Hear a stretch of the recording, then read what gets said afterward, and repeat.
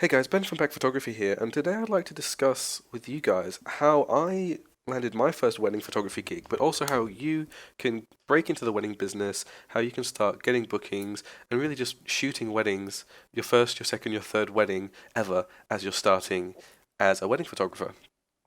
So, just before I get started, I'm just editing a photo while I talk about this just to keep the video interesting. If anyone's interested in the specs, I was shooting a Sony A7R II with a Canon 70 to 200 2.8, the Mark IIL version, and the settings were 70mm f2.8, ISO 320, and 1/640th of a second. So, the first thing I would recommend when you are starting in the wedding photography business and you're looking to get some bookings is just shoot some photography that is similar to weddings and then start showcasing your photography online. So, for example, maybe do some styled portraits, maybe do some family photos. And once you've got a bit of a portfolio together, you can start emailing wedding photographers that are already grounded and in the business and seeing if they need any second photographers. So one of the things you can do is, let's say you get 10 really fantastic photos, you've done a few shoots, you get a couple nice photos from each shoot, and you've got 10 really solid, high quality photos that you're proud of and you think are going to be a good indication of the quality of your wedding photos. The next thing you want to do is you want to go on Google, just search, insert my city here wedding photographer or insert my city here wedding photography, and just make a list of the top 20 or 30 photographers who you think their style is fantastic or their style is similar to what yours is now or what you want to look like once you've been doing weddings for a while. And after you've got that list, start sending off some emails. Now, you want to make every email unique. You don't want to just get a template and then insert the name every time because it's always obvious when an email is spam, and you really want to make each email personal so you have a much higher chance of getting a response from the photographer. So let's say the person you talk to, let's say the person you email is called Janet, and they're really good at pastel airy style photography, and you noticed that they just did a wedding recently at a church in an area called McLaren Vale. You would send an email and you'd say, "Hi Janet, my name is," insert your name here, "my name's Ben, and I'm an aspiring wedding photographer. I noticed that you did a fantastic shoot at McLaren Vale. I really like the pastel style that you did in this shoot, and I think that the bride looked absolutely stunning. I would love to learn from you. I would love to do some second photography for you if you're interested." And just say something like, "Here's my portfolio. I'm really interested in getting into wedding photography, and I think that my style is very similar to yours, and being a second shooter would complement any package that you provide to your client." And then just show them a few of your wedding photos and sign off with kind regards or whatever you like and send the email. Now, you might have to send 20, 30, maybe even 50 of these emails before you get a response. But when you're just starting out in photography, you really do have to hustle to get ahead. And I mean, how long does it really take to send 50 emails? Maybe a couple of hours, including all the research? For a couple of hours, if you can get into contact with one of these photographers and you can organize a meeting, you've pretty much secured a really solid ally in the wedding photography business. So that's one of the ways that I would suggest that you try to get into the wedding photography business. The next thing you can do is you can go on Facebook, you can go on classifieds like Gumtree, like Craigslist, and other things like that, and you can find all that this is happening all the time. You can find groups of people who are organizing quote unquote fake bridal shoots for their own portfolios. And the way this works is you get a hair and makeup artist, you get a bride who's a model, you get a dress shop, you get a few other things, maybe caterers, whatever, and then you go as the photographer and you all get together and you all set up this mock wedding where you can take these beautiful wedding style photos for everybody's portfolio. And the best thing about this is it's totally free because as the photographer, you're providing your service as a part of this collaboration, which might cost you 10 or 20 bucks in petrol or whatever, but for that price to get, a bunch of beautiful photos, it's really a no-brainer. And the thing about this is with all these people with you in this shoot that are just starting out in wedding photography as well, you're really giving yourself a good opportunity to network with like-minded people, people in the same business as you, people at the same level of business as you. It's a really great opportunity to expand your circle and get referrals and give referrals to these people. So I would say it's definitely worth considering going to some of these mock bridal shoots and just mingling and getting to know a few people, taking some shots, getting some amazing photos, but building your portfolio as well as building your social circle and business circle.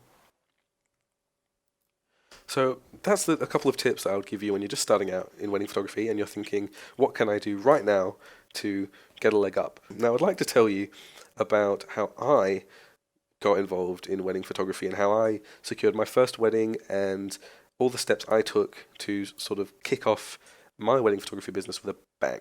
So the way I did it was I live in Australia, and in Australia, Gumtree is the biggest classified website where you would offer things for sale such as cars, electronics, but they also have a section for services that you can provide for a price. So me and my friend Adam, who was also starting in wedding photography at the same time as me, decided we would offer our services for free on Gumtree. And you'd be surprised how many people, well, maybe you wouldn't be surprised, but there was a lot of people that were definitely interested in booking us for free for their wedding. And we decided to pick two that were in the short term. So we managed to find two brides that wanted our wedding photography services for free within that month. And because of that, in 1 month, even though we were doing it for free, we managed to secure ourselves two different weddings where we managed to really expand our portfolio with some real life weddings, but also managed to network ourselves and showcase our photography skill and expertise to every person at each of those weddings. After that, after we had two weddings under our belt and we'd given all our business cards to everyone, we actually managed to get 2 extra bookings from those weddings. Although we gave these weddings for free to our clients, we actually got 2 weddings out of it. So realistically, we actually did get a good return on our investment, even though we gave our first 2 weddings for free. So after we did that, we did 2 more weddings for $500 each. And that might not seem like a lot of money, but you've got to consider that in our first month of doing wedding photography, we'd already secured 2 weddings for $500 each. And obviously, over time, we increased our prices. Shooting some weddings for free for us was incredibly beneficial because for a few reasons. The first reason was we managed to expand our portfolio with real weddings. The second was we managed to give our business cards and showcase ourselves to hundreds of people that were at these weddings. Not only did we get both of those things, but we also managed to gain confidence and experience shooting weddings ourselves. But we also managed to secure more weddings from the weddings that we shot for free. And I think it's really important to stress that just getting yourself out there and sort of showing everyone around you that you are a wedding photographer, that you can offer these services, that you have good photography, it really is an important part of getting yourself bookings. Because sure, having a Facebook, having an Instagram, having a website, they're all very important. But having people in the real world, in real life, seeing what you're doing, seeing you're a wedding photographer, having the opportunity to discuss it with you in person, really does give you a much bigger opportunity to secure bookings than just having a few social networks and a website up on the internet.